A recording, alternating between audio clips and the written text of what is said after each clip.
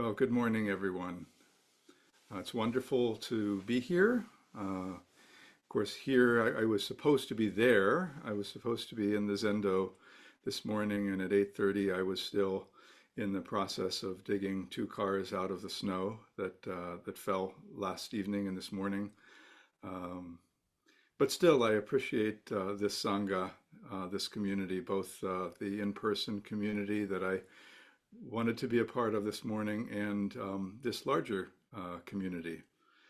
Um, I sit with a small group of people out here in North Jersey every week. We call ourselves the South Mountain Zen Circle, and we sit in a yoga studio in Maplewood, New Jersey. That's part of my community. Um, and it spirals out. We have Sangha in the Catskills, in New Paltz, Northampton, Hyannis, Portugal, Germany, Australia, Colorado. And if we do the little thing we did as kids when we were laying in our bed looking up at the ceiling or laying out in the grass and looking up at the sky, it spirals out from there. We have the Sangha of the United States of America. We have the Sangha of dog lovers, the Sangha of Steelers fans, the Sangha of the universe. So today I wanted to speak about a koan that I seem to return to from time to time. It's called Yunmen's jewel. The image of a jewel or treasure is pervasive in Buddhist literature. There's a particular jewel called the Mani jewel that occurs in a lot of the Mahayana sutras, the Lankavatara Sutra, the Sutra of Perfect Enlightenment, the Sarangama Sutra. And the Mani jewel is always used as a metaphor for Buddha nature. And in these sutras, there's a transparent jewel within each of us that changes colors based on the conditions around it. And while the Mani jewel represents our Buddha nature, because of the three poisons of ignorance, attachment, and aversion, a being only sees the various colors emitted by the jewel, which are mistakenly perceived as defilements, rather than seeing the purity of the jewel, which is merely reflecting the conditions around it. So this image occurs a lot, and it also occurs in the koan that I'll talk about. Maybe it's because of my gratitude at this point in my life for this life that I'm drawn to this particular koan right now. Perhaps I'm seeing the purity of the jewel itself. At the same time, when we consider the state of the world, I actually understand seeing it as a world full of defilements. I could understand perhaps thinking that the ones who see the purity of the jewel are naive or stupid. Maybe we feel that seeing the purity of the jewel is somehow burying our heads in the sand. So I wanted to just stay with the state of the world for a moment, because when we look at this koan, actually this is the world that we're practicing in. This world of defilements, this world of Buddha nature, and we have to look at it. And when I was writing the talk, I wrote down a long list of sort of a litany of concerns and fears and things that bring me anguish about the world. And then yesterday, I realized that actually the thing that worries me the most is the fact that we seem, certainly in this country and probably in other parts of the world as well, to be unable to listen to each other, to actually talk to each other openly with an open heart. I think we've been conditioned by social media and by our online existence that everything is, we're looking for binaries. And as soon as I open my mouth, someone is going to label me and stop listening. And I'm going to do the same thing with somebody else. And that frightens me more than anything else. about the world that we live in, because I don't know if we can't listen to each other and we can't talk to each other openly, how we can really cure the ills of the world. So greed, anger, and delusion abound. These are ultimately the causes of what we are seeing in the world around us, the three poisons of the mind, the diseases of our deluded attachment to self. It's no consolation knowing that the world has always been this way. And yet we know there's really only one way. There's only one way to address the suffering of the world, to practice. And since this is a Zen place that we're in, a Zen community, we call it practice. There are other names for it. And I mean practice in the larger sense. For us, it's the practice of living our lives as followers of the Buddha way. It's the practice of the precepts. It's the practice of refraining from unwholesome action. It's the practice of doing good for others. We vow in this community to live as bodhisattvas, and we co-create the world. Which brings me to the koan and to the jewel. So I'll read the koan now. Yunmen said, "Within heaven and earth, through space and time, there is a jewel, hidden inside the mountain of form. Pick up a lamp, go into the Buddha hall, take the triple gate, and bring it back on the lamp." So the first line of this koan is a quote, actually from Master Seng Zhao's Jewel Treasury.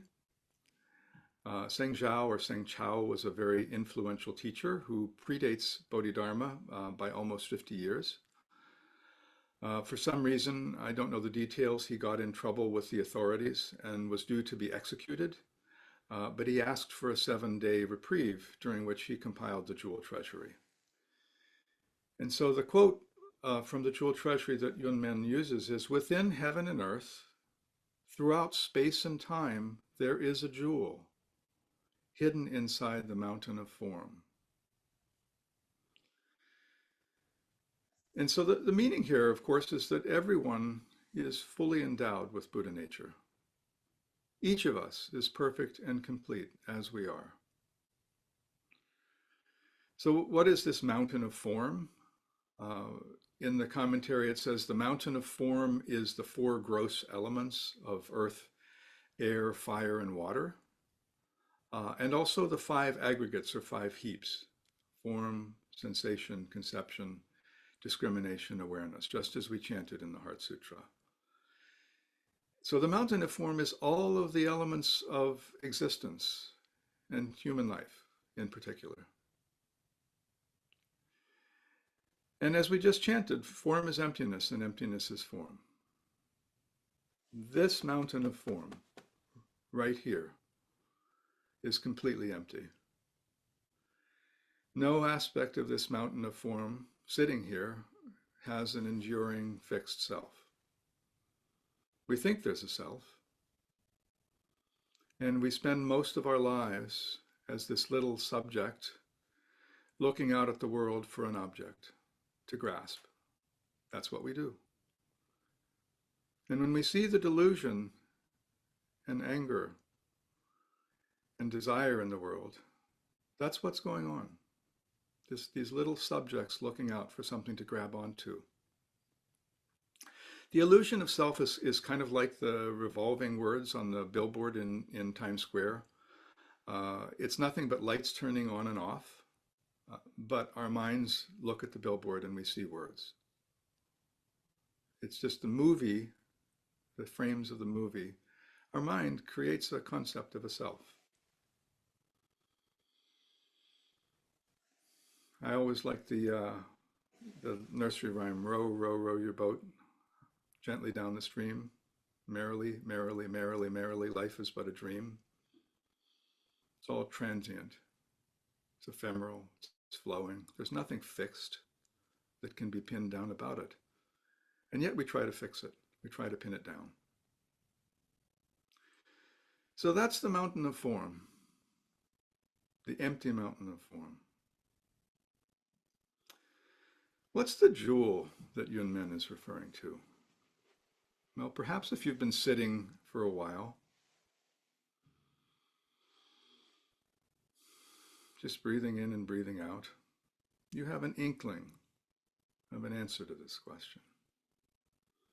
Breathing in and out, we feel ourselves settling into our bodies. Hidden in this mountain of form, hidden in this very body, is the Dharma treasure. Think about it. Every morning when your alarm goes off, you get up, you put on your clothes, and you go about your day. Your heart beats 100,000 times in a day. When someone calls your name, you look. The sun comes up every morning. Plants grow in the most barren places. And all of this is happening without you ever having to think about it. It's a precious jewel. Within heaven and earth, throughout space and time, there is a jewel hidden inside the mountain of form. It's said that all Buddhas are in the mind, but deluded people seek it elsewhere. Buddha is right here. We don't need to travel far and wide to find Buddha. So let's look at the next part of the koan. Yunmen says, take a lamp. This is now Yunmen's teaching. Take a lamp and go into the Buddha hall. Well, this part's kind of understandable, I think. We know how to take a lamp and go into the Buddha hall. Everyone can understand this. There's no mystery there. Then Yunmen says, take the triple gate and bring it on the lamp. Now, the triple gate refers to the three gates that are traditionally at the entrance to a Zen monastery. So how do you bring the triple gate on the lamp? Doesn't make any sense. And with this phrase, Yunmen cuts off our discriminating mind. And this is the part that we must struggle with if we work with this koan. So now we have to go back and look at Yunmen's first words. Well, what's the lamp? What's the lamp? What's the triple gate? How do I bring the triple gate on the lamp? And so we sit. We work with these concepts, these ideas, these words. And then we start to understand. We take the lamp of our consciousness. We take the lamp of our life and we go forth.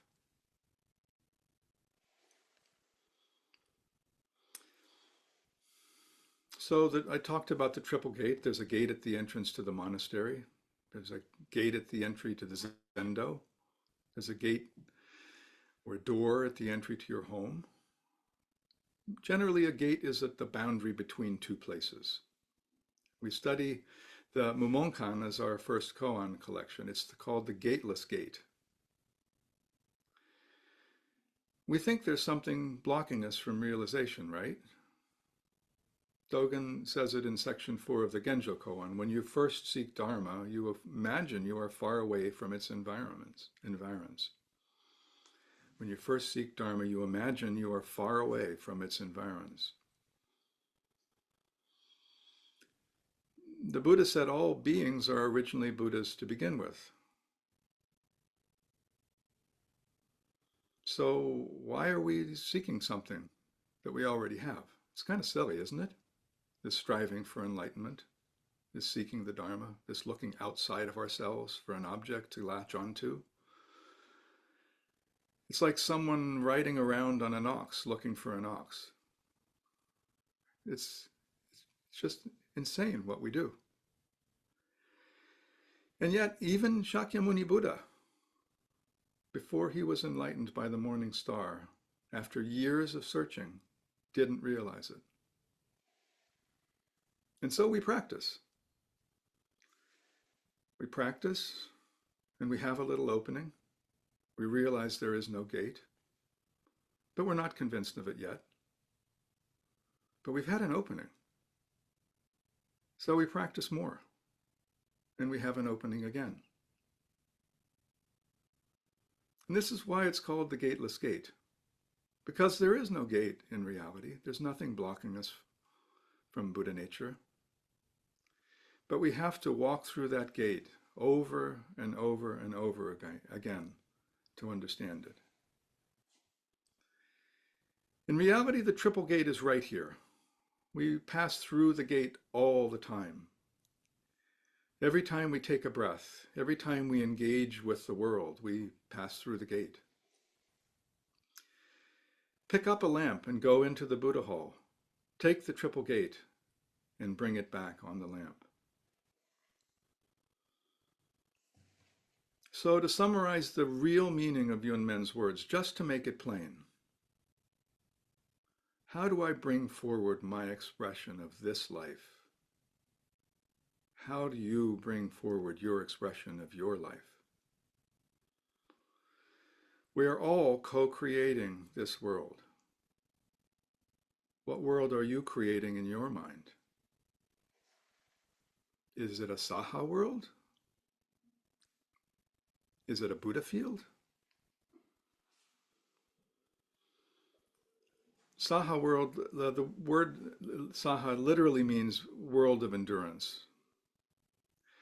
And it's the world of samsara that we live in. And it is also the Buddha field of Shakyamuni Buddha, which is characterized by the suffering caused by delusion, by the chain of causes and conditions that have led us to this moment in our lives.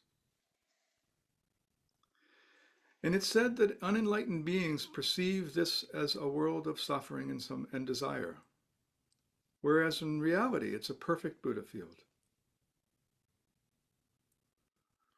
Perfect here doesn't mean we like it, that it conforms to our expectations of what the world should be. Perfect means simply it's the world as it is, the world of causes and conditions, our world.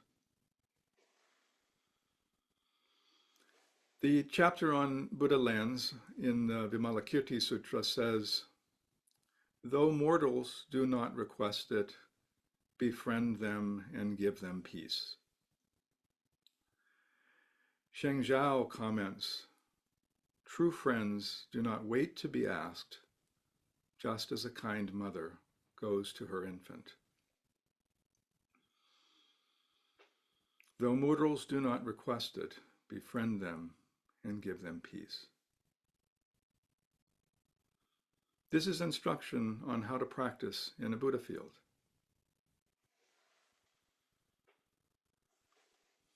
I was actually at the Zendo a couple of weeks ago, and Ryugen gave a talk that expresses this idea in a different way. He talked about parenting his 3-year-old and related his experience to 2 different koans involving Yunmen. Yunmen's appropriate statement and Yunmen's upside down statement.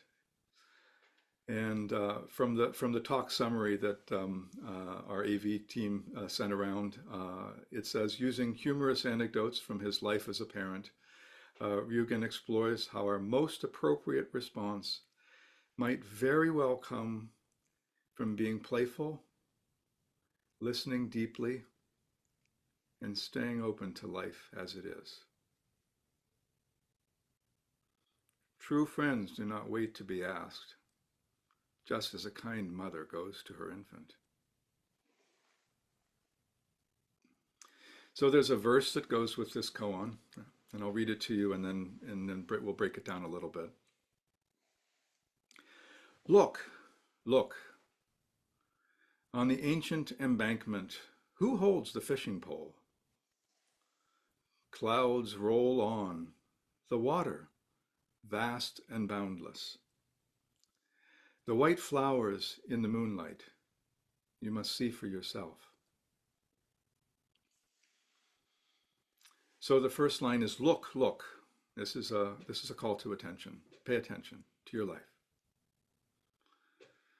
On the ancient embankment, I think this can be interpreted, at least I interpret it as comparing Yunmen's teaching to fishing.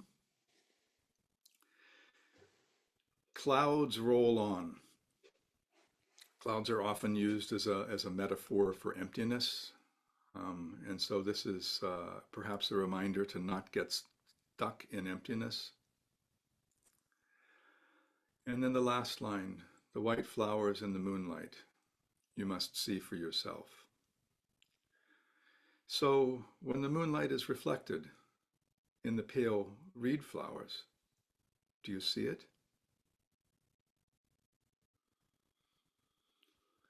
So that's the thing about this practice in this life. No one can live your life for you. No one can see for you.